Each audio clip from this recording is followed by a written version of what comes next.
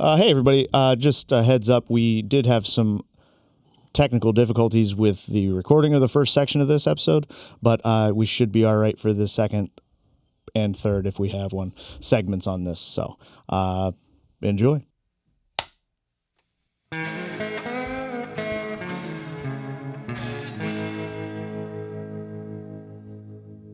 And welcome to Dangerous Fly Fishing, episode 78. I'm Chris Cooper. That's Jim Carney. How are you, sir? I'm doing well, thank you. Very good. Good to see you.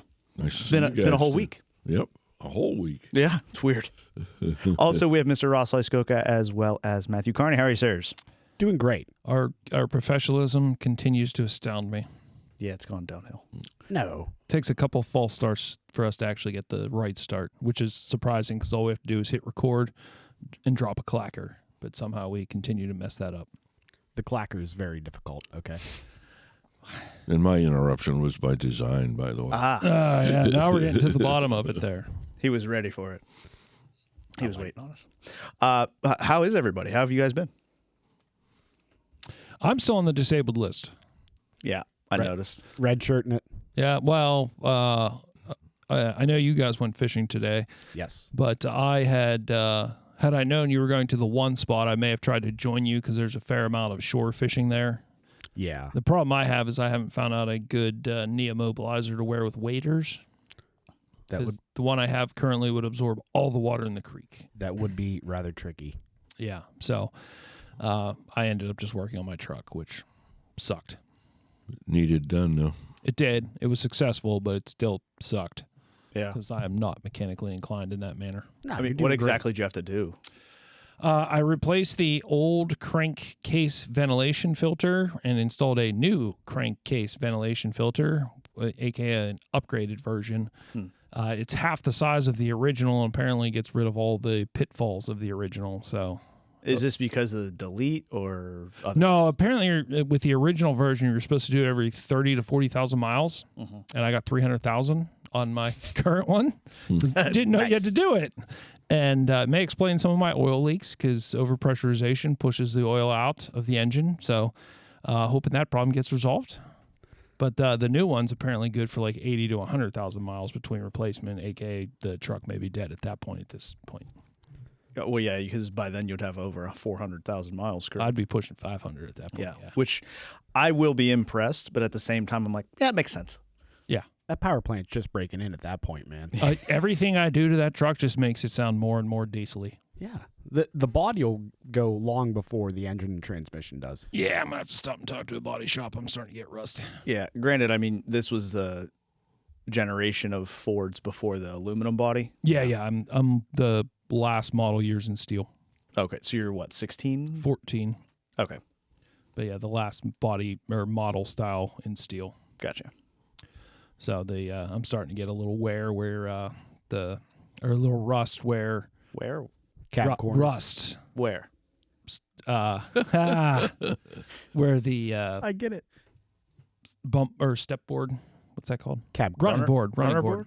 The cab corner is, I have one cab corner that's getting rust, so I'm guessing a drain hole's plugged. So I'll have to investigate that. But yeah, ultimately, I think I'm going to have to take it to the body shop, get the rust fixed, because that, yeah, like Ross said, that power plant is nowhere even remotely close to, there's like no, I've replaced one injector on that thing in 400,000 miles.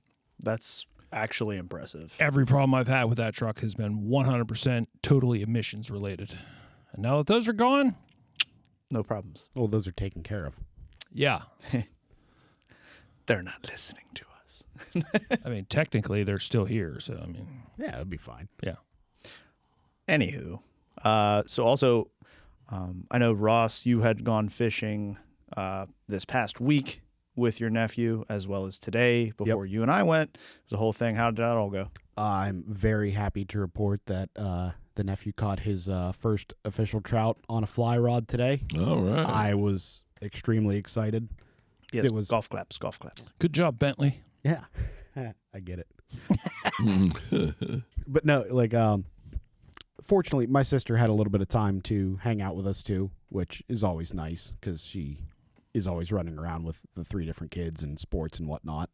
But she was like, hey, can I come too? You know, of course, I'm not going to turn her down. So I set her up a little bit higher up in the riffles, and My nephew was just working on his roll cast, practicing, waiting for me to wade in with him. I think it was the second cast after we waded in within striking distance. He throws out a perfect little roll cast. It drifts down. And Was he mended and everything, or we haven't made it that far yet? he is trying to mend. Okay. He understands the concept, but not the Practice. application. Yeah, okay. It does pretty well, though. Okay. What was he using? He was using a Cooper's pheasant tail. Hare's ear. He means a hair. Oh, okay. But no, it was great because like I've told him before, like that was the first thing I started teaching him after, the basic mechanics was keep your eye on the indicator, keep your eye on the indicator. And it just starts, it was a very slow take, which was kind of nice almost because like I could watch it happen in front of his eyes. And he just like looks up at me like, oh, is that what we're looking for? Yeah, like, yeah, buddy, set the hook. Does it perfect. Fought it in the whole way. Ended up with, Stripped it in? no, he reeled it in. He's a little, the grip strength isn't there to hold on to the slippery line. Okay. I'll be honest, on occasion, I have reeled fish in before on a fly. Well, it's just it's more of a matter of how much line do you have out Well, yeah. before, because if you have to sit there for 30 seconds reeling in before you start actually putting the reel on the fish, Correct. probably easier to strip in. Yeah. If it's like one or two cranks before you get into the line with the fish on it, then, reel it in. Well, the way he's been doing it, which I'm glad because I kind of left him up to his own devices, he would just slowly pull out a little bit of line, do his next roll cast, pull out a little bit. So it was always Kind of working his way out Yep. further and further. always Okay. in tension because I don't want to add too many complicated things, but Sure, because, let's not worry about double or triple mends if we haven't figured out the first mend. exactly. Makes total sense. But that was great. It came in, I thought it was like a 12-inch at first, but it ended up, looking back at it, I think it was probably around a 13 and a half inch Oh, that's a brown good trout. fish. Nice. That's decent. That's a good little fish for your Yeah. first one. Brown trout at that spot is also kind of uncommon. Yeah, that's a very heavily stocked area. So. Yeah. By the way, do they stock fingerlings in there, Jim? No. No, the state would stock legal size fish. Yeah, so If they stock it. 8-inch plus, I think. What is that? Isn't 8-inch the minimum length? 7. Yeah, I think So- Yeah. I think I read it on that email. Well, they were talking about upticking the. Yeah, I don't Minimum know. I size. haven't read anything where they've done that yet. Okay. Well, I mean, you figure the hatcheries would be ahead of the curve because Yeah. otherwise stocking's going to become a fruitless endeavor. Yeah. But, okay, apparently 7 inches may be legal, according to Yeah. Jim. Yeah. But the reason I ask is because when we were there, I was looking along the shallows for places for him to wade, and there is a pretty substantial small trout population there. Oh, really? Like trout for sure? Like Because Don't that is a know. warm water fishery. I don't That's know why what I else they ask. would be. They looked Just regular creek minnows because too big to be creek minnows. They were starting to get the trout profile and stuff. I could be Oh, incorrect, however. I've seen creek minnows like, I don't know, 4 or 5 inches long. They could have been, but Okay. like I said, it looked like trout to me. Okay. But Where was this at? You don't have to. I mean, just mouth it. I mean. The club. I'll tell. Yeah. Oh, The ethnic club. okay. Oh yeah, that's a The good one. ethnic That's a good club. way to say it. yeah, but Okay. Oh. but no, he picked up on it great. Like I said, Yeah. like just giant smile. He was, Oh, absolutely. I'm sitting there and I'm hyping him up because like, hey, buddy, you did this all on your own. Yeah. At the very end, I held the rod tip up just because you could tell he didn't have the wrist strength to Yeah. wind it back in just yet. So all I did was grab the rod tip at the very end and net the fish. And he looked at it, patted it a couple times, and was like, I want to cast more. Let's go again. Yeah. Like, That's awesome. you're doing great, buddy. Yeah. And I got to give a shout out to my sister too because she took some great videos. Oh, Now, yeah. has she caught one yet? She has not, Hmm. but she is rapidly becoming more proficient with her fly casting. Yeah. Ross's sister, you better get out there and do more and do better because your what it your takes. son beat you. That's Well- what it takes. You got to get out there. It does, but I'm just teasing her because Yeah. her son beat her. Absolutely.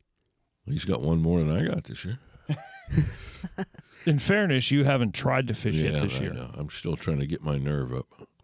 Yeah. While we are discussing nephews catching fish, not fly fishing related, but apparently my nephew caught a chunker of a largemouth bass in the little retaining pond behind their house.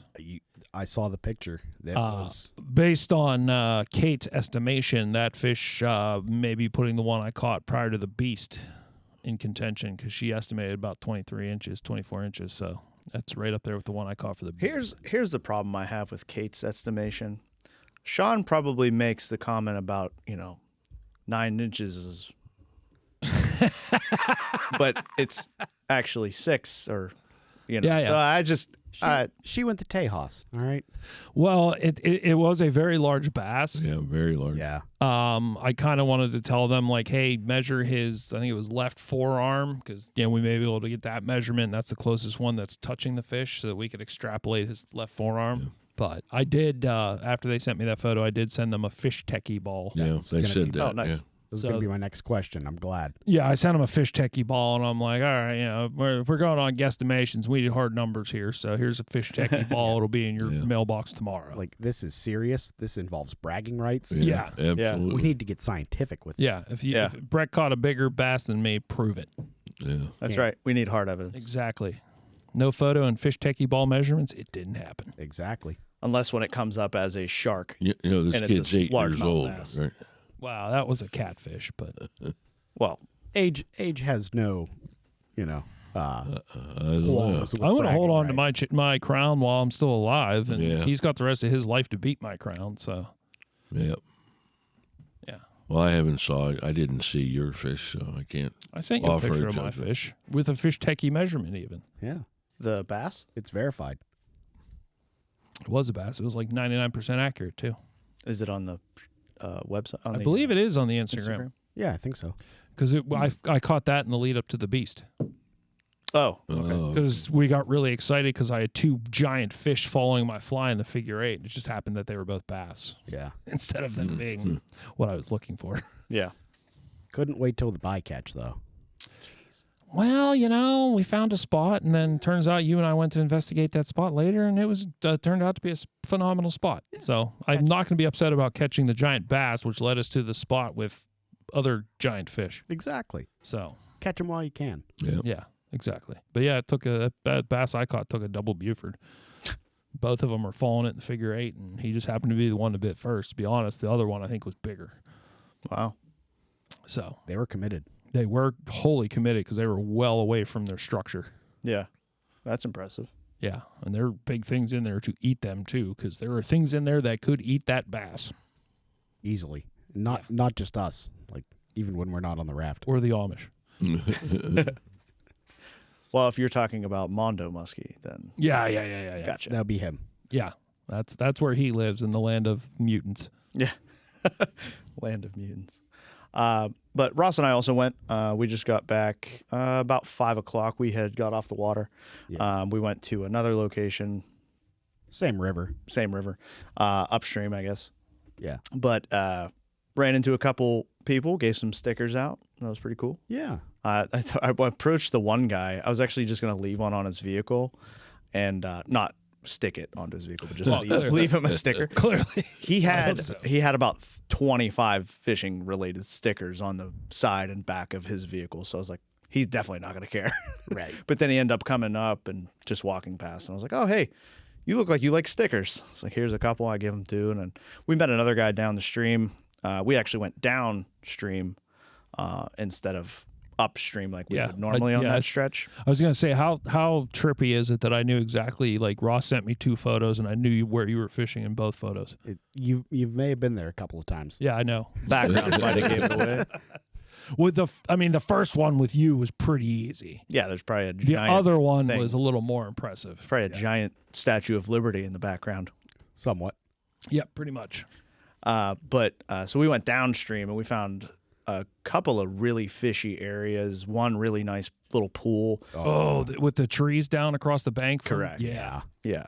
So I actually, I put on I had no success on nymphs. I had maybe 2 misses, but regardless, I put on, they kept these trout kept coming up and hitting my strike indicator. Yep. So I was like, well, I guess I'll switch to topwater. That's where you throw on the bread fly.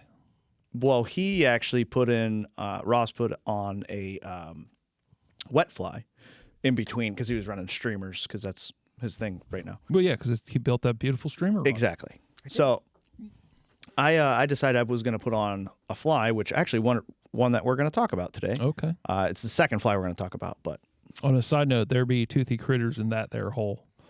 really, Yeah, I got bit off before in there. Really? Why are you looking at me like I'm crazy? I didn't see any signs of a toothy critter in there. I mean, granted, it's like spring, so. Well, I mean, I fished it, I think, last year, and when I got bit off in the fall. And the trees that were along the bank were more out into the creek. Okay, that makes sense. Yeah, because now they're much more.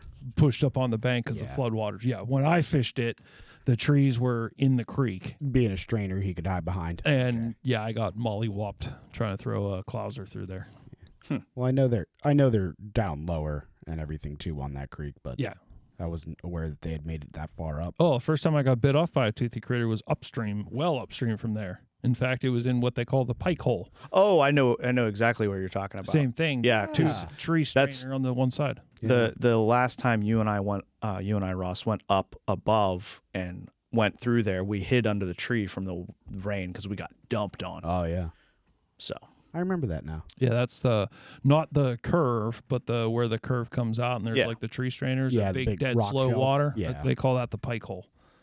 Because I just called it the creek. yep, there be toothy critters in there, and I've actually taken my 10 weight up there to chase that little mother effer. I was with you. Yeah, trying to get my clouser back. That's where I was double hauling a 5-weight. No, 3-weight. No, that's where you and I were going to go, Yeah. and then we went up to where we fished. All right. We're gonna pause that because I'm starting to get confused with 'Kay. the subtleties in describing things. Yeah, Explain not, it to me during the break because the lizard brain's starting to kick in and it's not good. yeah, not using proper names. You're and nouns thinking and thinking whatnot. of this one. It's not that one. No, I'm thinking of the one above there. That's also not how you spell that. I don't care. It's how you spell those two words. Pronounce, yes. Did you understand what I meant? Somewhat, yeah. Yeah. Exactly. Enough. I'm just saying it's very important because it's named after a person that did a lot to conserve that creek for all of us. Really? Yeah. I did not know that. Mm-hmm. I'm gonna have to look that up during the break because that's very interesting to That's me. why the one axis is named after them. I know why the other one's named what it is. Because that object is there. Oh, yeah, and then there's the Japanese club. Well, yeah. That one's named the Japanese club because there's the Japanese club there. Yeah. Ethnic group. Yeah, they're all on the same axis. Boo. It's true, though. Axis. Okay, I got it. I'm super subtle tonight, like a freaking sledgehammer.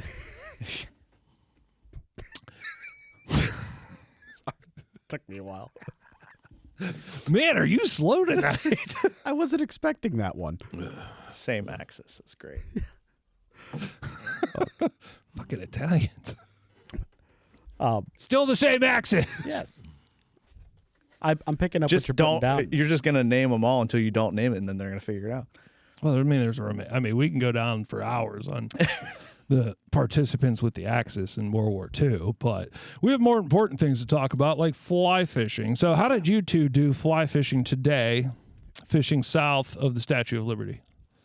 Yeah. Not great. We had through those nice fishy runs. Cooper actually caught a little mini. It wasn't a trout. It was like micro chub. Yeah, it was literally a nothingness fish. Did you send him to the moon? I could have. Oh, I said, I'm not leaving this spot until I catch something, because every time I would throw anything, my indicator was dunking. what? And I'm like, well, That's what I'm pulling one of these things out, and I don't care what it is. That's what I noticed the last time I went. Prior to me figuring out which fly the the trout were keying on, I had a bunch of the little bloop bloop bloop Yep. bloop as you go, and yeah, I caught a couple of those because I'm like, okay, as soon as that thing moves, I'm setting the hook, and yeah, I'm pulling out creek chubs. Well, that's initially where, when I was casting in, my strike indicator was getting blasted on impact. As soon as it was hit the water, it was getting annihilated by a larger trout. Well, not large, but by a trout bigger than the one I caught. Yeah.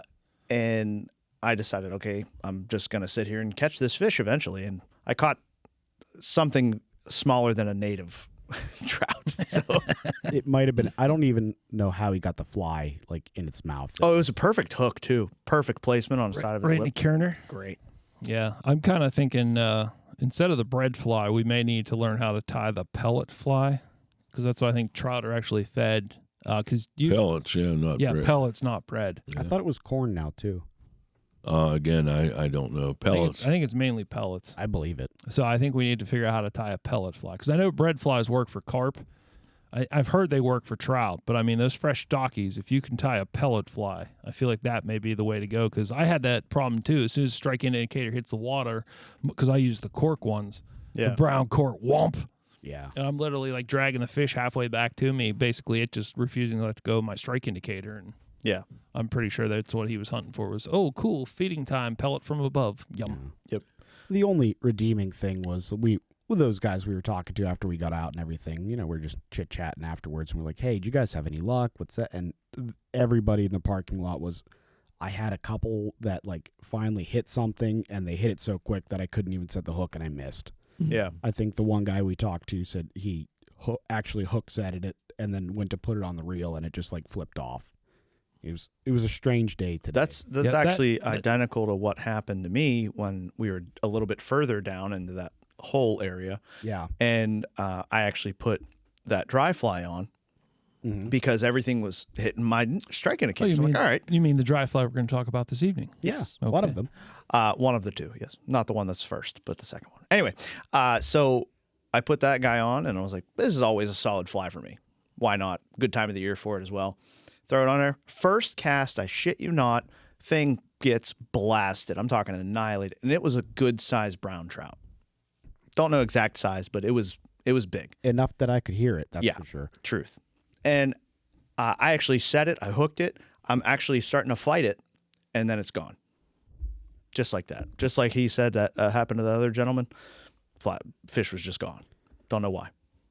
Well, there's that where we were catching them, where it is. Like, it's got that real deep, fast current right next to where they hang out. Mm-hmm. And I have a feeling both Cooper and that other guy, like, hooked him, and he just dove and went down the current. Yeah. Because for him to be off that quickly, it's not like the fish was just pulling the hook out of its mouth. He'd have to be Houdini. Like, or he Yeah. might not have any lips left. There's a lot. True. There's a lot going on around the spot you're talking about, if my memory serves. Well, that's Oh, anybody can fish that area. Yeah.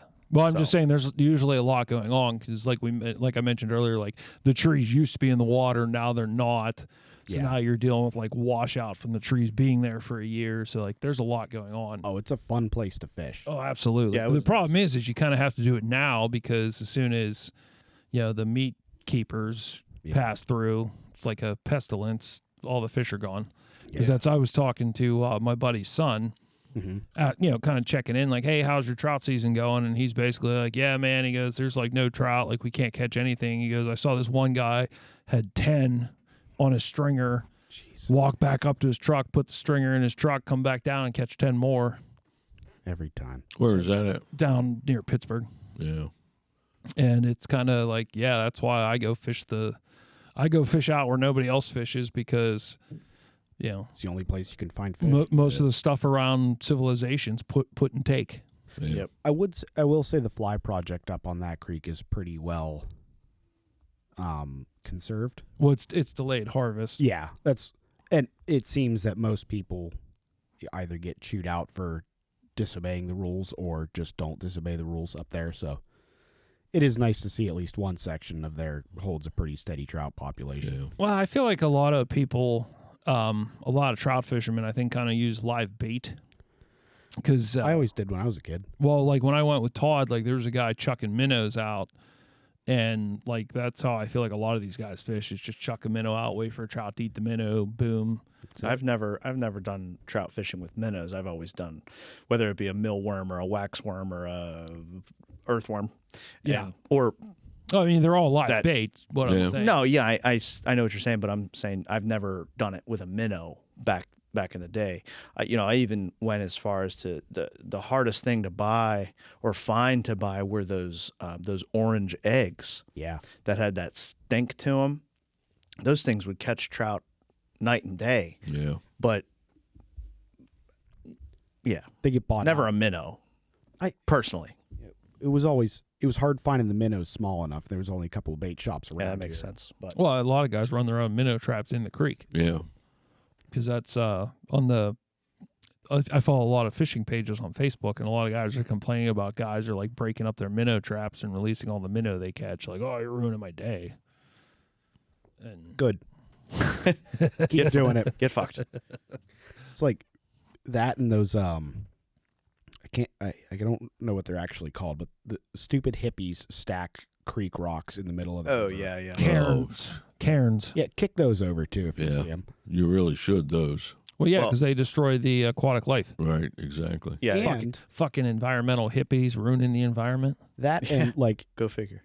there are some of those like rock structures along like the Appalachian Trail, other places that are like legitimate trail markers. Well, that's what they're originally designed for. In fact, they were designed for the Arctic. Yeah, because rocks don't really move, but like there's been cases of people seeing one of these cairns that was put up by some dreadlock wearing white girl, and they got lost in the woods and died because they took a wrong turn. Yeah. So don't be a dirtbag is the moral of the story. Don't be a hippie. Well, I mean, you could be a hippie all you want, just don't be a hippie that builds rock structures where you're not supposed to. Yeah, which is basically everywhere Yeah. except the Arctic. Yeah.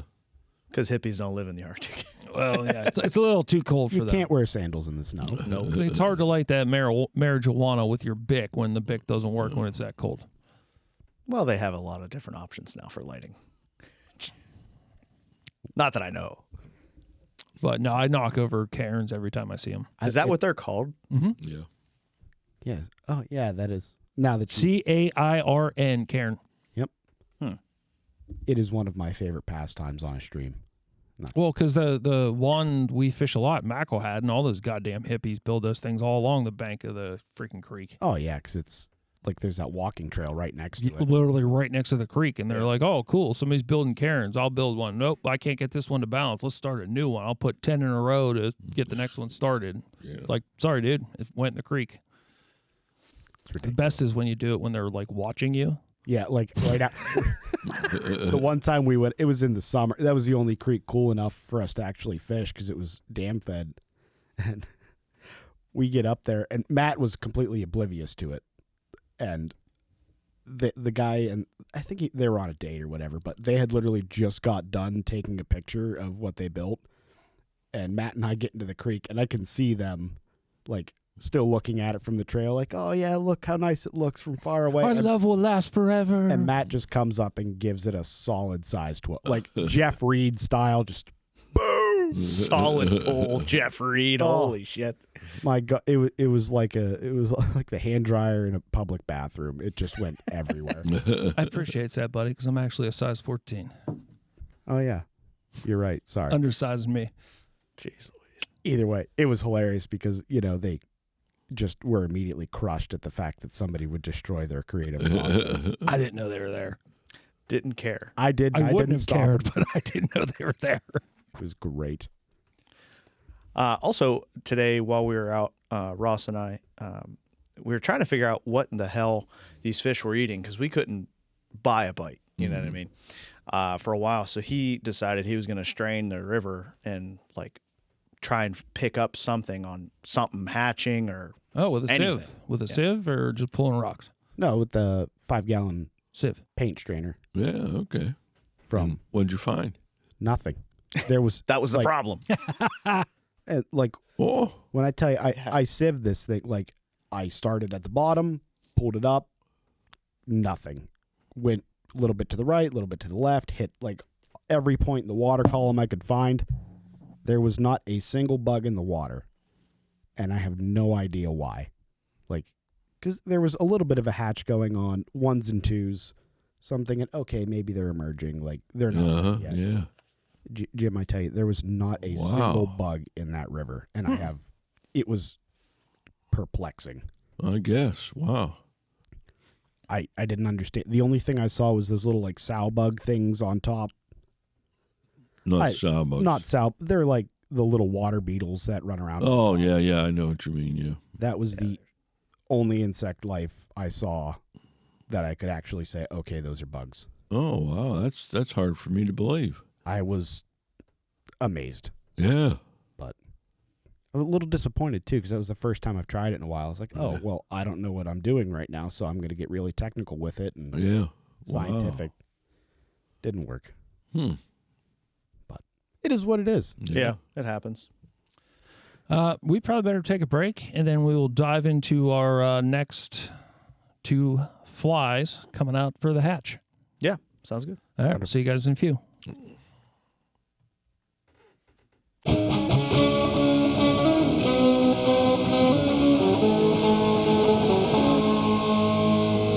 And welcome back to Dangerous Fly Fishing, episode 78. I'm Chris Cooper. That's Jim Carney. How are you, sir? I'm doing well, thank you. I want to talk about this thing that you Okay. have sitting on the table here shortly. Hold it up to the camera so people know what you're talking about. Well, We'll get to it, but it's this fun box.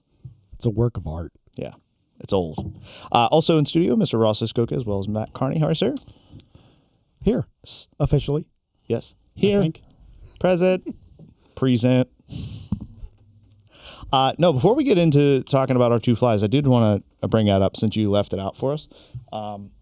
Tell us what this is. that is a Richardson chest box, manufactured in Phillipsburg, Pennsylvania, or at least when those were built.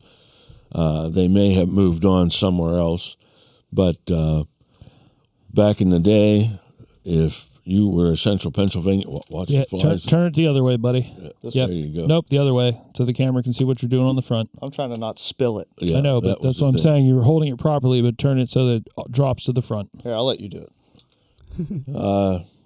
I feel like I was upside If you down. were a Central Pennsylvania fisherman, you had one of these. You need to hold it up. Joe Humphreys has on all his videos show him with a chest box. Most guys kept nothing but dry flies in there, and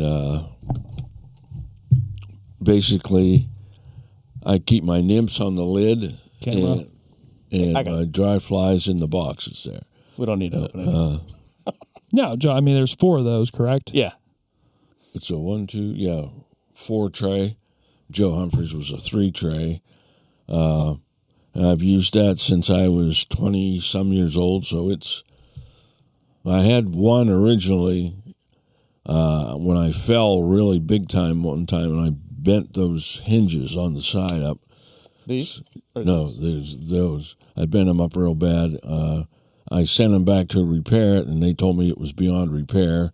So someone on the internet was selling one, so I bought it and got a great deal on it. Those were about $300 when I first started. Ooh. And that one I bought for $100. Oh, it's a good deal. How much do they go for now then? Probably $400 or $500, I'm sure. I think they're more than that last time I looked. Yeah. They're also made in Bellefonte now. Okay, I knew that there was talk underway of them being moved. Someone, I believe, bought them. It appears so. Yeah, and they moved them. I heard they had moved, but I didn't know where. But then that's the second set of straps on it. I wore the first one out. I wore them all out. They are pretty worn. I'll give you that. Yeah. Very, very cool. Yeah. I just love the old school American craftsmanship. Yeah. Like that's Yeah. Wow. There was my buddy Jim Crawford, who was on here a while back. There were guys at lunchtime in the mold shop at Brockway Glass were turning 4 or 5 out a day. Oh wow. And there was a guy selling them until Brockway Glass found out, and then they stopped them. But I have one of those as well. It was only about $100. Still though, that's Really, really cool. Yeah. Well, they are. So I have their price list up currently. A 1-tray box will just go standard finish, $155. 2-tray box, $180. 3-tray box, $190. 4-tray similar to that one's $200. 5-tray is $210. Where apparently they get you is you have to pay for the interior components on a per basis. So like a regular divider is $25 per tray. So basically if you have a 4-tray box, that's plus $100. Yeah. Wow. Okay, so They really get you on that. Yeah. well, It comes with a lot of accessories. This one, the guy had bought the floatant that you put on the side right here. But you can get all kind of different things put on. tippet dispensers, all kinds. Box mounted light, Wow. magnifying glass. Box mounted light's $28. The floating holder's $10. The magnifying glass is $28. So yeah, there's a lot of add-ons. I mean, the base box itself is, I think, actually pretty reasonable at $210 for standard finish. I'm wondering if it's the same quality as these are here. I don't know that answer. I just know that it seems like they kind of said, hey, screw it. We're going to make our money on the add-ons because like a felt nymph pad is $5. Well, they're not making much on the side stuff. Well, no, but I mean like the tray organizers that you have inside of there are $25 per. Yeah, that's the big one. So, yeah, I mean, it's like I said, that adds another 100. So, yeah, they basically, when you add up all the features you want, they add up pretty quick. I mean, it's all stamped aluminum. You probably have to hand fit those hinges to some degree. Yeah. Yeah. It's a very definitely still durable made- box. Oh yeah. A lot of guys don't like them because they're on their chest. They're bulky. Dave Rothrock, who's a well-known teacher and guide, doesn't like him because he can't see his feet when the chest box is on, and he's a short guy to begin with. So that's what he told me. He couldn't see his feet, so he didn't like the chest box. Interesting. I really like it. I got way too many flies in it right now. No such thing. Well, I mean, I will say, I mean, it kind of corresponds with how modern fly fishing is going because now, like, chest packs are all the rage. Oh, so. Yeah. Soft chest packs Yeah. and things With like that. not nearly enough capacity compared to that. Well, they hold a lot of the extra things, though. Well, my box, the first box originally when I bought it was empty, and I looked on their website, and that was where you put your leaders. Oh, okay. So your leaders were there, and all your flies, and like I put the pads on the lid, so I put my nymphs on the lid that corresponded with the flies that were in the tray. Makes sense. Okay. And I took a couple of fly boxes out of my vest by doing that. I'm not sure I'm sold on that because you lose some flies occasionally when you open it up. Yeah. Well, they also get worn out after being Yeah. used a million. Well, I mean, Yeah. plus, if you fall in, fair chance everything in that box is getting soaked. I've fallen in more than once, and you just tilt the tray. All the tray leaves stay up, and they dries in a few hours. Yeah. That's awesome. Something like that would have been handy when I went a little too deep on opening weekend and Oh, yeah. all my shit got wet. Yeah, well, that's what I'm saying. I kind of feel like they may be making a comeback because that's where, everything seems to be going to more and more carry less and less and less. Yeah. So. Which Oh, I've seen guys have wet flies, dry flies. It originally started, guys put dry flies in them. And that's why the 1 and 2 box or 2 leaves were a good idea because that's about what guys had. You could just open it up and change it and take your flies in and out. But I carry way too many flies and other accessories. Yeah. And I needed the room, so I put my nymphs in there as well. Plus, I like the idea they were on the same flip in the same page as. I like the concept of it being almost like a little table Yeah. as well because I think in Matt's the one vest that he has done that review on, it literally has a pocket with for flies that literally just flips out a quarter of the way, Like a and table. it just looks out a little table. Well, that's one of the reasons I want one of the hip ones. I think Sims has the one that I want, but That new it chest does the pack I same. bought does the same thing. The front pockets, it's a magnetic closure, literally flips open and lays flat like a table. Oh yeah, it's got the bigger. Yeah, Yeah. I know what you're talking about. That's what happened to my first one when I fell. I not only hit the accordion hinges, they kind of bent out of shape, but the latches on the top, once the boxes were twisted, they didn't. I mean, I'd be walking along and it would fall open. Ooh. I mean, you wouldn't lose flies because there's a lid on it, but it just never worked. I still have it upstairs. I probably could work it. I know a guy that works with metal that you could probably hand it off to. I can do my best. I don't know how. It's already broken, so can you break it more? That's. I mean, it looks like it's all right now. That's not No, the it's one not that That's broke. not the one. I have another one. Yeah, well, I'm just saying, like the manufacturer already said they can't fix it. So I mean, how much worse could you do? Well, I don't think the story might be they could fix it, but how much For a was price, it? Yeah. for a That's price. what Might I as well think buy a new one. Yeah, that's what I think it was. I'm just saying, we all know a guy. I could take a stab at it. Oh, okay. Or two. Your carpenter skills have improved, and I have more faith with you in dealing with metal, because that's where my faith lied in you was metal. Because I don't do metal, I do carpentry. But now you're infringing on my territory with our awesome desk. So, Just wait till I start sewing. motherfucker. I am actually thrilled if you start sewing because you're going to make some awesome stuff. Who? Ross. It's next on my. I was actually talking to my sister about this earlier today. Like he was talking about earlier making How'd you know I sewed? making his own like sling pack. You've told me that before. Oh, okay. So But yes, trying to anyways. I'm not sure how well it'll turn. I'm on building fly rods right now. yeah, That's it. We're having a quilt off. Okay. quilt off. Yeah, he and I are going to make a quilt, and we'll see whose is better. Do you sew a quilt or do you knit a quilt? You sew a you quilt. sew it. Quilt. Patchwork. Yeah. Oh, all right.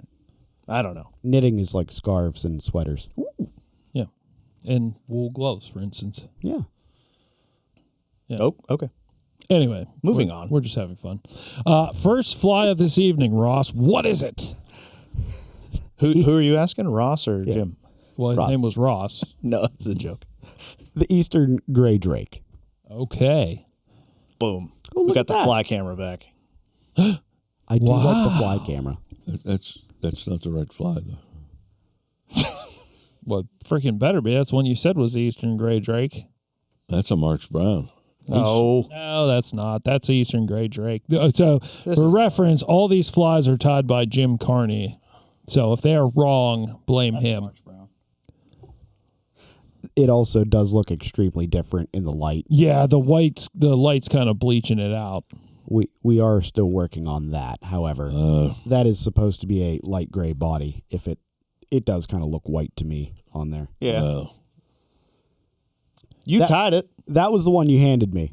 Okay. Well, I thought Well, the light just makes it look bleached out. it looks nothing like. Yeah, the body looks white because the Okay. light's bleaching it out. Yeah. It's lost its gray body. So, Okay. there we go. That's Jim Carney's take on a gray drake. Could be wrong. Could be right. It's hard to say. Oh God, it's all going bad. Yeah, now we've started messing with things and things have gone slightly sideways. So, Ross, why don't you tell us about the Eastern Gray Drake while Cooper attempts to solve the bleach out problem? What do you want to know? I want to know everything, man. Like, when does this thing hatch? What time of year? Hold on, I'm reading through the notes here. It's not in the notes. Oh God, Help me out here, I buddy. screwed you. I can't remember. Dry flies still elude. Late April, early May through mid-May. I believe it. That's a true story. Now you may take off because that was one thing we forgot to put in our notes. Is that a little bit better? No. It's No, worse. You can actually see it's kind of gray in that little bit. Anyway, so the nymphs tend to key up with silt and mud. They're a mud dweller. They like weeds and slow water, which is typically where you find mud, silt, and weeds. They are, in fact, nimble swimmers. So they can also survive in slightly faster currents. They can, but they prefer the mud, silt, weeds, or slow water. Yep. They are nimble swimmers. When they actually say, hey, cool, man, it's time to become a butterfly, that little nymph lets go, and they Looks so much different. do drift extensively prior to actually hitting the surface, which, a good spot to fish for them is generally by the shoreline because they prefer to crawl out rather than hatch in the surface film. Okay, similar to A number of the other bugs Yeah, we discussed. You'll see their nymph cases laying all along. That was when I fished Kettle Creek for the first time. I was just astounded at how many of these nymph cases you would find laying on the rocks, the edge of the bank, and things like that. And then I didn't realize that any nymphs crawled out, but this, and then you'd see a lot of stonefly nymphs along the banks. So that's when you're fishing, you have an idea when these flies are hatching, because their shucks are on any rock exposed out of the stream. And Kettle Creek has a lot of these, and they had those shucks were just everywhere. Yeah, so that's they typically hatch early morning, midday, afternoon, evening. So they're kind of a all day type hatch. Like when they go, they go. It's not we have 10 minutes between noon and 12:10 that we're gonna hatch. Like they're cool, we're hatching today, and it's kind of a long drawn out process rather than a quick burst of a crap ton of flies. Well, just for our listeners, this is related to the green drakes, correct? So scientifically, I'm not sure, but drake means dragon in Old English, and that's what they're named after, is because they are a very large fly. They are large. Okay, so it could be a completely different bug than the green drakes. I'm not an entomologist, and I really don't labor myself to get the Latin terms. But anytime you talk about a drake, you're talking about a very small genus or family. Okay. Yeah. And these are they're big flies. These are the big flies. You're talking like 8, 10, 12, 2XL hooks. Like these are big flies. Mm-hmm. They're in the Isonychia family, so so they're the same family. Yeah. Okay. Yeah. So they're big flies. Like I said, I think these are 12 or 10 2XL long hooks are generally what the dry flies are tied on, which means they're twice as long as your normal size 12 dry fly. Yeah, it's like a streamer sized. Yeah, dry fly. So when I first time I went to Slate Run, not spot burning, but the first time I went to Slate Run, these things were coming off in clouds, and they're bigger flies, and it was just weird being down in the gorge of Slate Run, and these things coming off by the thousands. It was just an eerie experience. Yeah, it's like you're fighting bats. Yeah, that had to look biblical. Oh yeah, it was. That was the first hatch of that type of proportion. Okay. And it was just amazing. Now a lot comes off on Kettle, but Kettle I think's more open, and they take a little longer to take flight. Up and down the stream, it's bigger water, and at Slate Run it was just amazing. It was just clouds like a fog coming off the water. Oh, I can imagine, because that's all. It's a narrow valley. Yeah. It's almost a fjord. Yeah, pretty much. I will say the one thing with the Eastern gray drakes, unlike a lot of mayflies, you have to chill and let their wings dry or the blood flow get there. Mm-hmm. They tend to recover quickly from hatching, so they're flying pretty quickly after they hatch. Right, but again, they're crawling out. Yeah, they're crawling out. Yeah. So, I mean, it might be they're popping out on shore where it's dry, so their wings may not need as much time to dry. Right. Or, I mean, the blood flow you think would be equal problem. But either way, they fly quickly after they hatch. So, you can usually get on them pretty quick with the duns. That being said, when fishing the nymphs, along the shoreline is going to be a good place to fish the nymphs, because that's where the nymphs are actually crawling out and going to hatch. Yeah. Overall, basically any type of structure on the bottom of the creek. Yeah. I will say that these are one of the longer living mayflies that we've talked about. They usually are basically from the date of hatch, they're usually 2 to 4 days before you're starting to get the spinner falls. Okay. So, if it comes out on Monday, you may not see the spinner fall from the Monday flies until Wednesday or Thursday. Friday. Yeah. So, They drop the eggs. They do repeated landings on the water to drop the eggs. So kind of down, drop a couple, up, drop down, back down, drop a couple. Usually in late morning through the evenings when they do it, and they typically drop the eggs in moderately fast water. Okay. When we were looking at this before the podcast, I also saw that people kind of argue how they actually lay their eggs. Okay. Some people say they just carpet bomb them and just stay airborne. Jim, you've seen more of these things than all of us. You have any idea? I would say that that's generally what I have seen. But to be perfectly honest, I've not seen that many spinner falls. Okay. Not in great numbers. I've seen them, here and there. They fly pretty low over the water. I mean, I can see where people would think they would dap or drop on the water, but I think they stay airborne most of the time. Okay. Yeah, because this is definitely one bug that I have little to no experience with. Well, because it's one of the ones that it's if it's big in your area, it's big. Otherwise, like the majority of the state, I think, doesn't have it. Okay. So, like north central Pennsylvania has eastern gray drake. Around where we live in western PA, we do not have eastern gray drake. I didn't know that. So, Yeah, I assumed we didn't have them because I've never seen one. Yeah, we'd have a ton of like bug to windshield contact, and these are big bugs. But I mean, honestly, between this bug and the next we're going to be talking about, they're very similar in my opinion. Besides color, yeah, you have your typical dry fly look to it, right?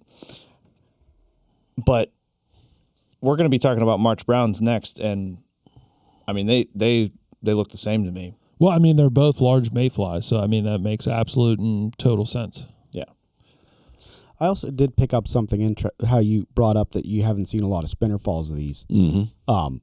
I saw on here when I was doing the research for it. Apparently, the females tend to fly a pretty good distance upstream most times. Oh, okay. So That's kind of interesting. yeah, I didn't know it before, and now I do. But that the research we were looking at, the guy was saying like, hey, yeah, this could be a difficult time to find actual spinner falls because typically right before they deposit their eggs, they book it upstream for a decent ways. Mm-hmm. How far, I don't know. Well, here's an interesting question. Is that like the Amish factor where they're spreading out to spread the gene pool? I think any mayfly So I just is take like every that. chance I can get to make fun of the Amish. Yeah, I know. As you should. Speaking of the Amish, geez Louise, where Ross and I were earlier today, it's like they just got out of church and it was like There was a 5 o'clock.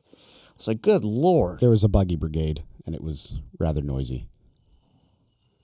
But back to Drake's. Were they fishing or just passing through? Passing through. Oh, well, thank the good Lord they weren't fishing. Either way. I will next time, I guess. What I may have mentioned this before, but Sean was talking about how like, Yes, you have. okay, then But continue. no, wow. Sean made a comment about how we don't understand the environmental repercussions of having all these quote unquote immigrants from other parts of the world where they don't have the regulations and whatnot we do to protect the environment. And his argument was like, they literally will just go in and kill everything. I'm like, dude, I totally understand because we have this thing called the Amish Yeah. because they kill everything. Yeah. Yep. Absolutely. Every time. Including themselves in recent... Yeah. those poor bastards. Yeah, don't turn around Aw. and shoot before you look. Did you, What you talking about a camp last weekend? No. the deer drive. Oh. Yeah, they had like a 20 or so man deer Yeah, drive. 24 man, I think. An illegally large number for a deer drive, and a buck jumped up and ran back through the line, and they They shot each other. How many did they shoot? Just one guy died. Oh, geez. There may have been, I think, another wounded. I think you're allowed 25 people on a deer drive, aren't you? They were not registered with the state, which Oh, you makes have it to have a illegal. roster when you Yeah, get yeah, that yeah. many people. Yeah. Well, that requires a pen and technology, so. Well, A pen. I think they're good with pens. Maybe just even gonna- quills and ink. Yeah. well, I remember, not to run them down even farther, the one time I came up to camp, and there were, I think, 5 buggies in our driveway. And I walked down, and there was probably 12, 15 people fishing. And I walked down, and There were buggies in the driveway? yeah. God damn. Why can't I ever be there for these things? And I walked down, and there was 24 fish laying in the grass. And I mean, they were this big to this big. They just kept everything. And I was talking to the guy as I said, well, you got to leave, that this is posted property. And he was saying that was a shame because their hole, which I know the hole that he was talking about, was fished out. He said, there's no fish left. And I Oh, said, wonder well, why. Yeah. I said, well, you can't keep every fish. I said, you have a lot of illegal fish that are too short. And I said, if you look at your book that comes with your license, and then I stopped because there wasn't a license among them. No. Yeah. And because, they're just... I just want to say a whole bunch of buggies parked in the driveway with no Amish in them seems like a great time for me to roll down in the F-350. Or I'm going to pass. Or, hear me out, get a couple of the horses tied up to one buggy and race. Well, two buggies. Or because you need two. do the shoelace trick and tie all their wheels together. Except when the cops would come, in your case, they'd be arresting you. Who's going to call the cops? They don't have phones. Their English friends do. Yeah. I'm still thinking like 100-pound maybe 100+ pound monofilament or fluoro tying wheel spokes to each other between I'm the pretty different sure buggies. we can just get rope. They could see rope. Fluoro or mono, they might not be able to see. Yeah. I'm not getting that close to horses to find out. Yeah, me neither. Dangerous creatures. Well, I mean, are you legal allowed to shoot a horse on your property if it's trespassing? Because I also do not like horses. I don't think animals can trespass. If they're tied to a buggy, I feel like that. I was afraid for my life because this animal was attacking me on my own property. You better have a lot of proof. My Ring camera was off that day, officer. I'd leave it go. I'd basically, no, we're good. I got stuff. Just we do still images. The one's going like this. The next one's you on the ground. The third one's you shooting it from the ground. Just like I holding. feel like Ross is not comfortable with this level of shenanigans. Oh no, I'm just picturing the crudely placed like stick behind the clearly dead horse, like holding it up, looking like it's attacking Matt, like it's some kind of Looney Tunes, like little, like Weekend at Bernie's or whatever, with a horse. like There's trees. We could run a pulley system. yeah, like it would look like one of those terrible. What's the marionettes? Yeah. Puppets, yeah. He's got come-alongs strapped to every tree. Like it would never pass in court, but boy, would he put his effort into it. Dude, turns out video's not real anymore because AI is so good. Yeah. So, on that note, we're going to come back and discuss our next fly because I feel like we need to disrupt these shenanigans before we say things that may or may not be illegal. Okay. We're off the buggy rails. We need to let's take a quick one. We need to plan bad things better. All right, we'll see you guys in a few.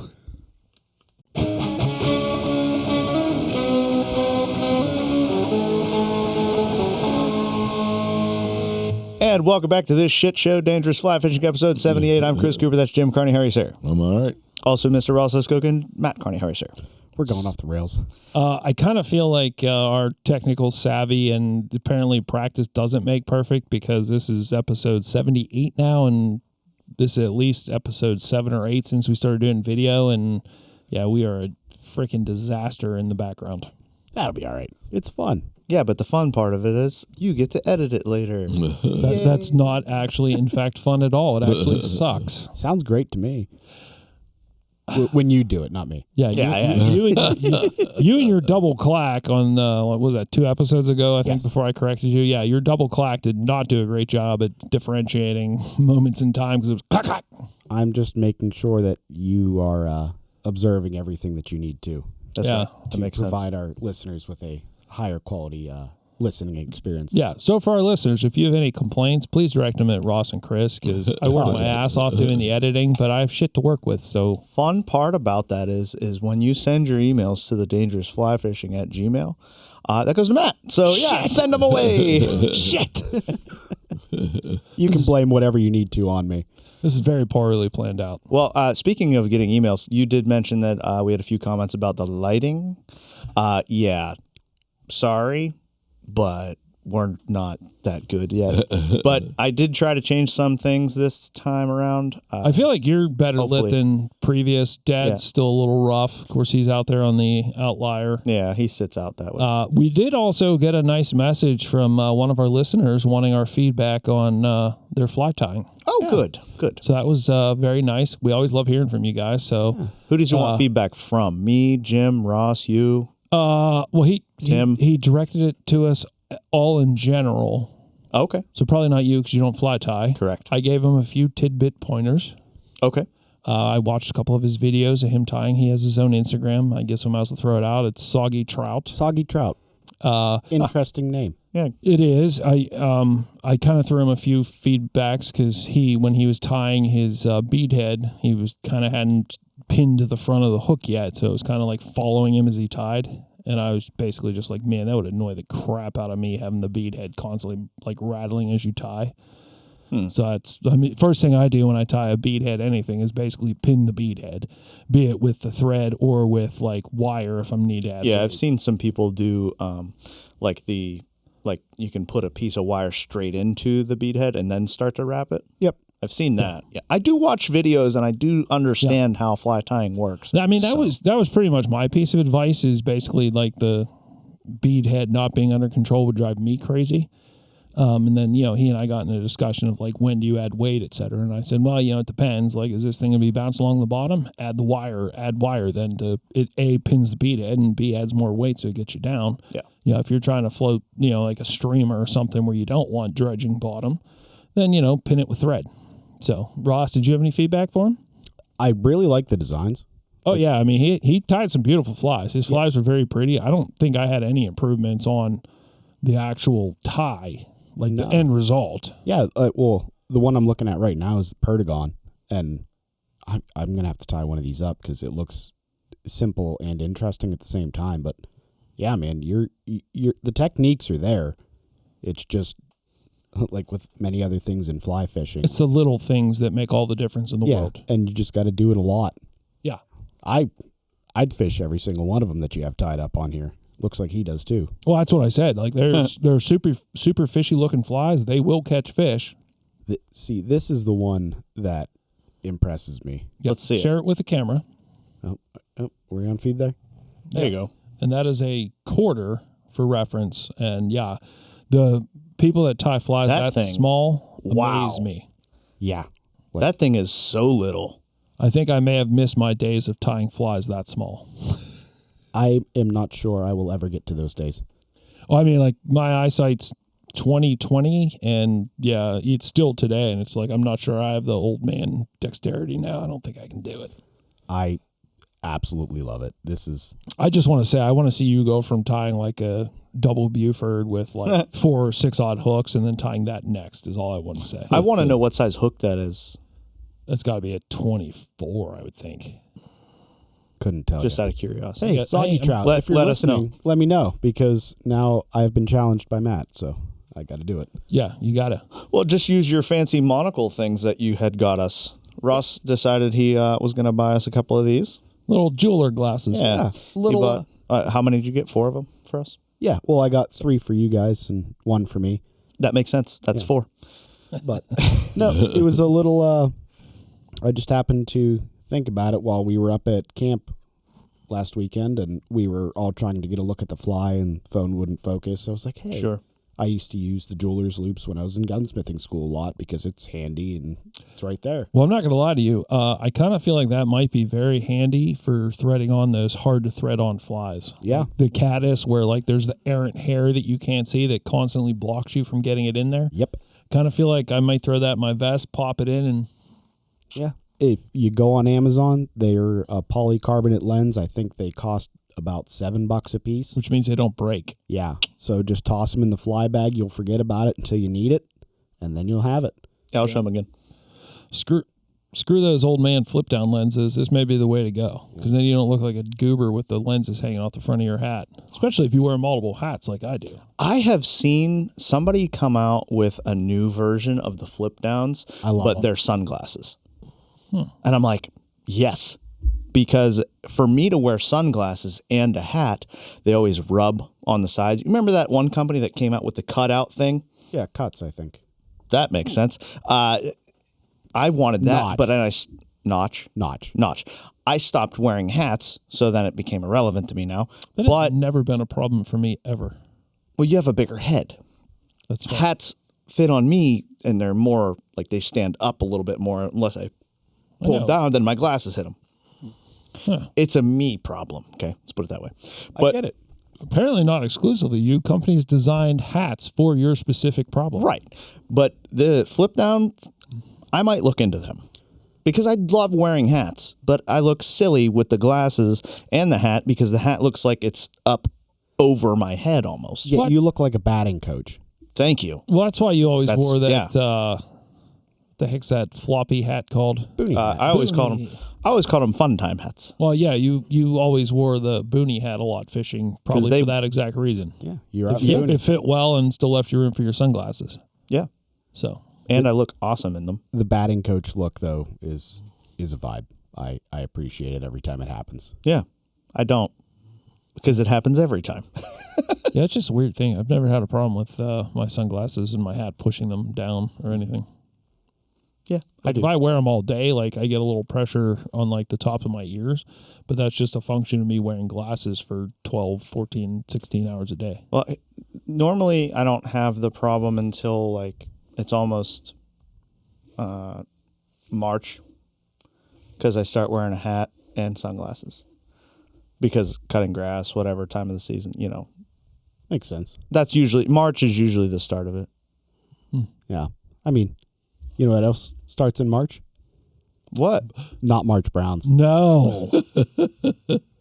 Strangely, not at all. Yeah. It's like pulling fucking teeth over here. I was picking up what you were putting down, I buddy. know.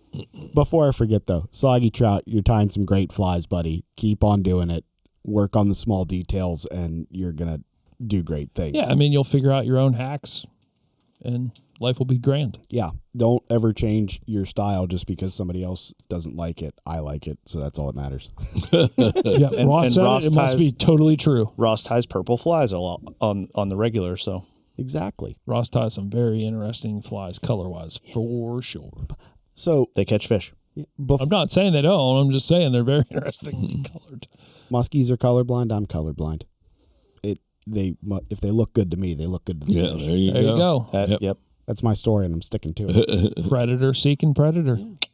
But anyways, so the March Browns, I looked up a while back when we were talking about it, why the hell the name March Brown is if the hatch doesn't start until like middle of May. Yeah, it's like late April, maybe early May, and runs through like mid-May. This particular fly pattern, and I guess fly, was one of the oldest ones used, and way back in ye old England days, apparently the March Browns over there came in March, and they were brown. To be fair, they are warmer, I think, over there than we are here. I believe so, yes. So, like, we have colder winters and warmer summers, but their fall and winter are warmer than ours. Yeah, less diverse temperatures. I'd point out that's another Jim Carney tie right there. I love that Chris Cooper's showing off. It is kind of nice having it actually on the camera, me not having to add it later. Yeah, and like not having to get it to focus in front of the GoPro. Yeah, that's also true. Yeah. Technology. We're doing better. We're not great, but we're doing better. That's all that matters. Yeah. So yeah, basically called the March Brown because they hatch in probably the British Isles in March. Yeah, well, historically, Okay. climate change is a thing. Yeah. We accept that. I'm just throwing it out there. The name is one, as Jim can probably confirm, this is one of the oldest flies in fly absolutely, fishing. yeah. So Yep, this is absolutely. back from like hundreds of years ago. So things probably changed. Yeah. So per my story earlier, this was actually the fly I was using to.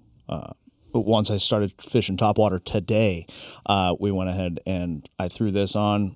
First cast, boom, had a splash of a hit and lost that fish, unfortunately.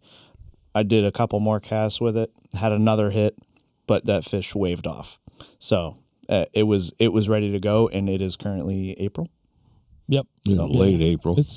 We're sitting late Just saying. April, so this should be when they should start coming off. They'd think so, yeah. Yeah, So I they think usually- so because it worked. Yeah, they usually run. Well, I don't think Neshannock Creek really has a March Brown population. No, I don't believe that they do. Yeah.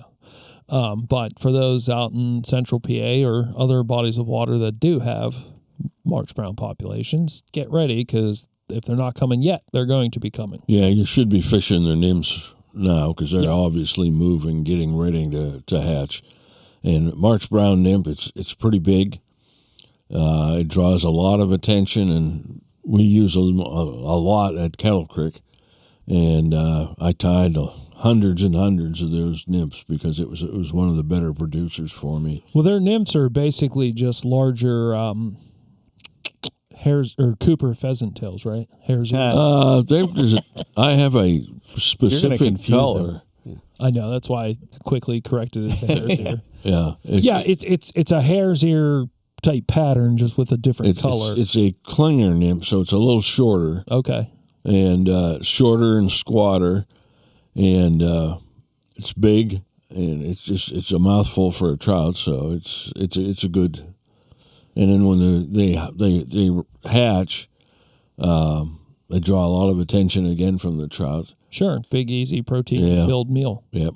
It's funny that you said it's a clinger, though, because earlier today, for the first time, actually, I had no idea that nymphs did different things underwater. There's like 3 major types. Have you not been listening to our podcast? Nope.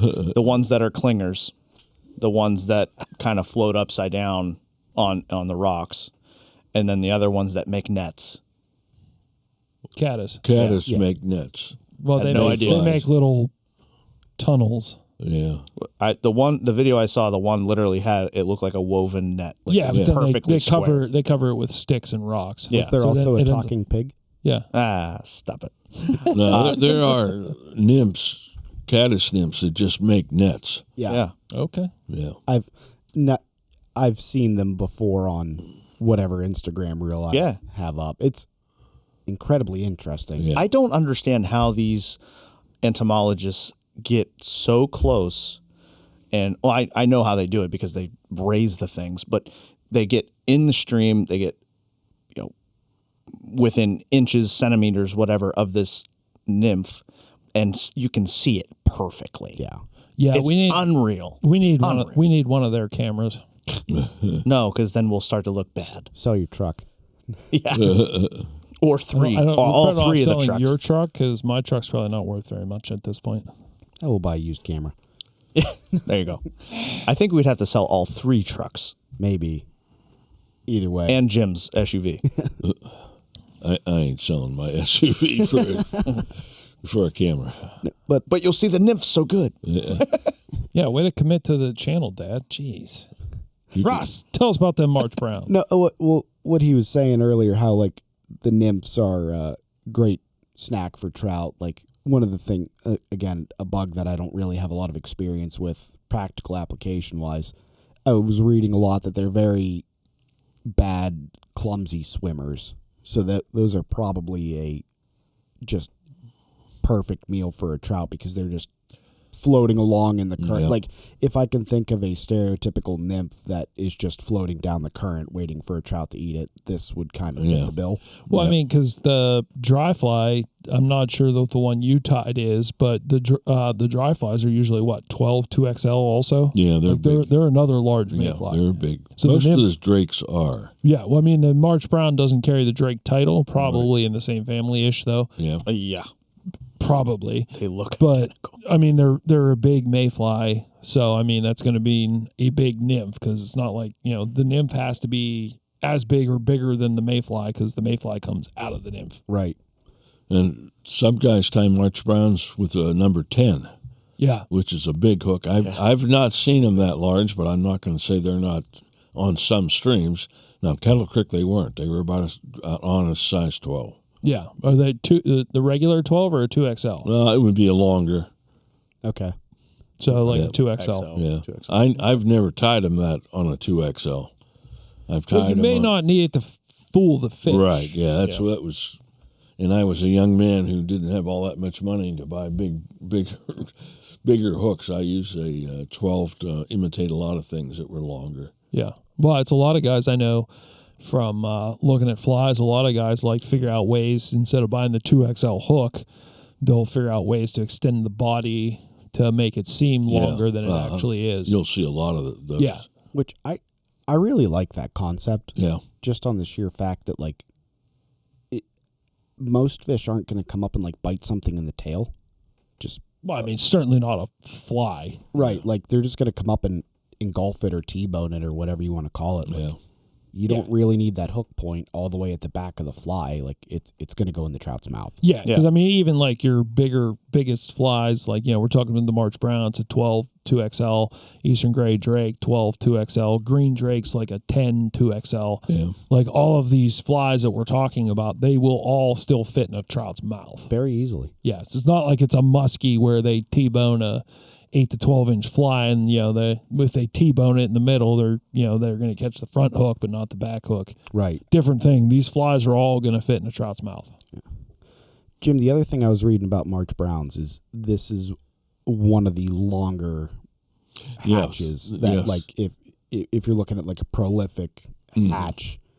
It lasts a long time. I'm a month easy on the streams that I've fished. Kettle Creek, Slate Run up that way, Pine Creek. They last longer than most, but you don't see hundreds or thousands of them at a time. There's just not that many flies to begin with. There's a lot, but that's why it lasts so long. You see them because you might see 30 a day or so on the streams up there. That little. Yeah. Okay. I have early May to early June for the hatch time period. Yeah, you could. Again, it's all weather dependent. Oh yeah, absolutely. And the streams in the north are not going to see as many as early as the streams in southern PA. Yeah. On average, from what I was looking at, around a 55-degree water temperature is when it starts to.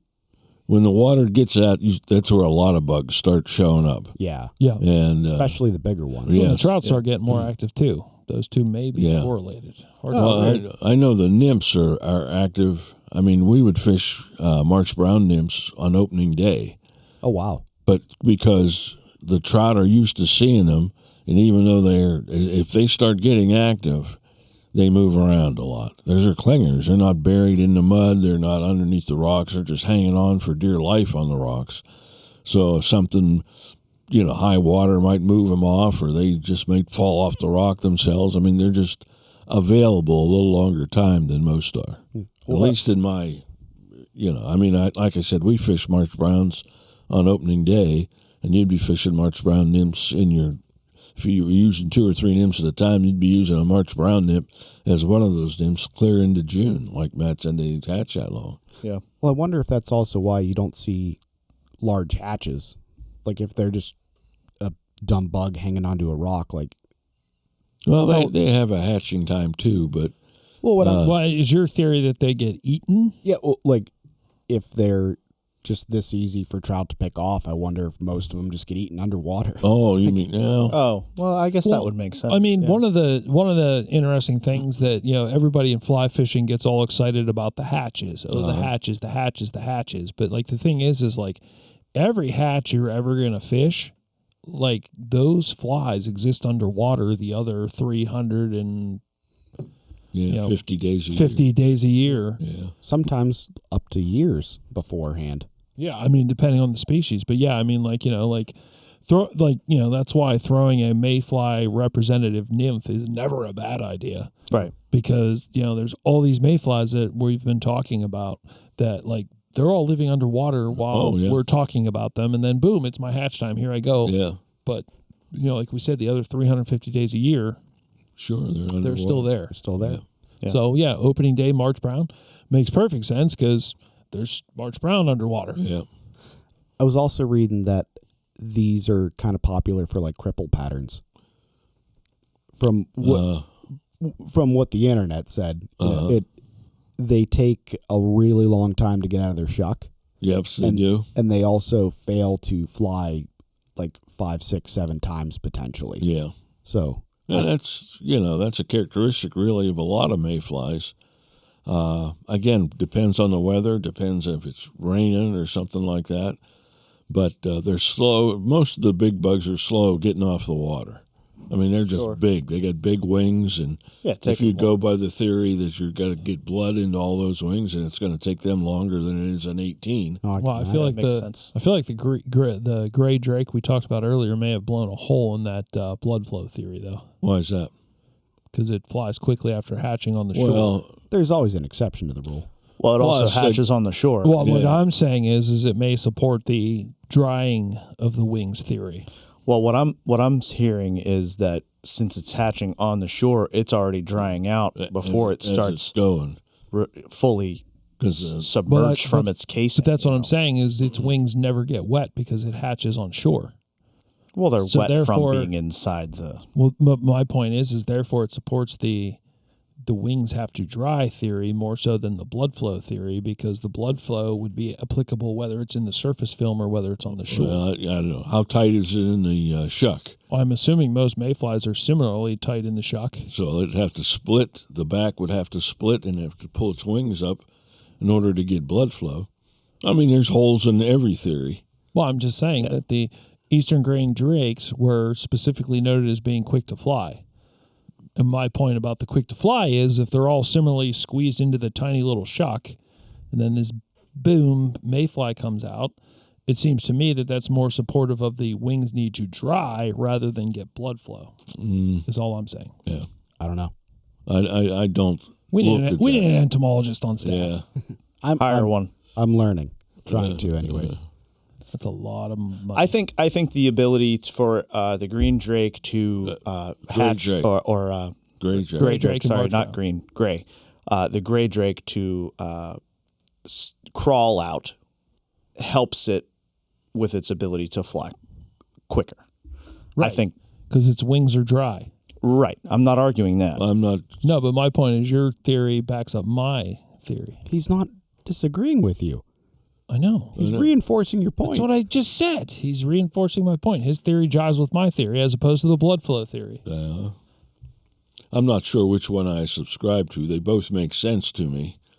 And in this case, with the gray drake, he's still in the shuck. Would still be moist in the shuck. Even if you split it and crawled out, it would still have to have a period of time. It'd have to get the wings up to get the blood. Nobody's Well- arguing that. It's just they're noted for taking off quicker, which since they don't hatch in the surface film makes sense because they are not inundated in water when they hatch. They're hatching on dry land. Oh, okay. We've been agreeing with each other for like the past 5 minutes. Yeah. I'm not Actually. sold. I'm not sold on him. He's talking about you. I know. Oh, okay. What else do we know Yeah. or need to know about these browns? They prefer a lot of. They're a very multi-purpose environment, kind of a nymph, like gravel, silt, weeds, pretty much anything in most Pennsylvania trout streams, especially like a little bit of moderately fast water. Well, it sounds like they're kind of very similar to the drakes we mentioned earlier with the silt and stuff. Yeah, like it's. I can imagine there's a lot of correlation between the bigger bugs and where they are most happy to be. Yeah. I mean, that's your large bug, the current affects you more than it does, say, a smaller bug like a blue wing olive nymph or something. So, yeah, that makes perfect sense. Yeah. What was I gonna? I had something. Well, It's since gone, I'm since sorry. you're thinking about something, I did want to bring up something that happened today. Well, not happened, but something that Ross actually gave me today. Since you brought up blue wing olives, Oh yeah. Ross went ahead and tied some blue wing olive nymphs or wet flies. I'm not sure exactly where they fall in your eyes, Ross, but It's he put them in my box for me today. It's kind of a I don't want to say a combination. It's basically a blue wing olive with CDC soft tackle. Oh, yeah. So And- it's dry fly? Not a dry fly. Mm-mm. I'm trying. Merger? I'm trying to bridge the gap between a merger and how we were talking about how they will dive back down to lay their eggs. Yeah, yeah. Try and hit both sides of the cycle. My theory is that, if you're fishing one of those, maybe you can just almost yo-yo it down the stream, bounce bottom to top, top to bottom. Did you put any weight on it? Or because the CDC naturally floats. It does. I put a little bit of lead wire inside. Oh, that's going to be fun. Yeah, That's actually going to be really fun because its CDC tends to trap air, so it's going to be dropping bubbles as it goes. I'm intrigued by it, All right. but I have some for you too. I didn't bring them. I'm sorry. Oh, I felt special. I feel less special now. It's okay. He remembers yours. He forgot mine. No, they're in the truck. Oh, No, all right. he brought it up to me because he was like, hey, you were talking about maybe trying to do that dry dropper. Yeah. This might be perfect, but we don't know yet if it catches fish. So we'll see. Well, I have high faith in Ross's ability, so I'm looking very much forward to seeing these flies and trying them. Yeah, for sure. It's intriguing to me, the whole fly design thing. Yeah. But I don't have anything else really. Okay. Anybody else? I think I'm good. Yeah, I think I'm good too. Nice. Awesome. I was actually really happy to share that box that you have, Jim. Mm-hmm. Yeah. That was really cool because I actually didn't know anything about those. So that's cool to know. Nor have I seen one before. And if I have, it was like, that's a weird thing on that guy's chest. I don't know. He's trying to be Iron Man or what. They're pretty cool. I actually are thought cool. about buying one in my younger years because I grew up watching my dad fish with one. Yeah. And then it was kind of like technology made leaps and bounds, and I don't know if I necessarily need it anymore, but there was a bit of nostalgia for me. For sure.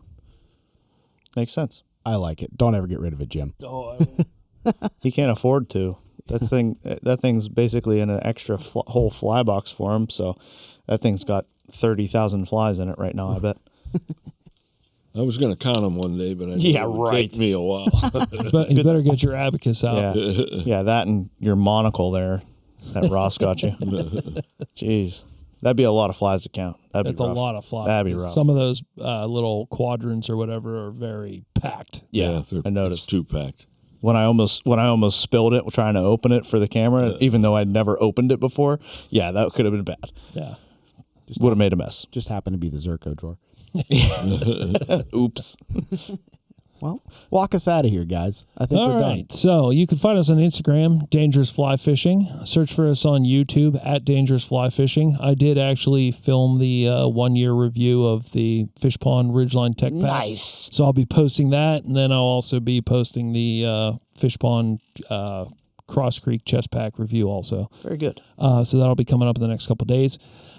Please shoot us a message either on Instagram or an email, dangerousflyfishing@gmail.com. We love hearing from you guys, whether you want some fly tying advice, tips, etc., or you have questions or you have suggestions.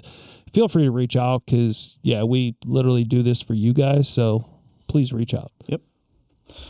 As always, we appreciate you guys for listening. I may or may not be here next week. Oh, yeah, I forgot. I was there's going to that. say we definitely should bring that up. But Yeah. But the show will go on. But as always, good luck. Don't suck. Stay dangerous.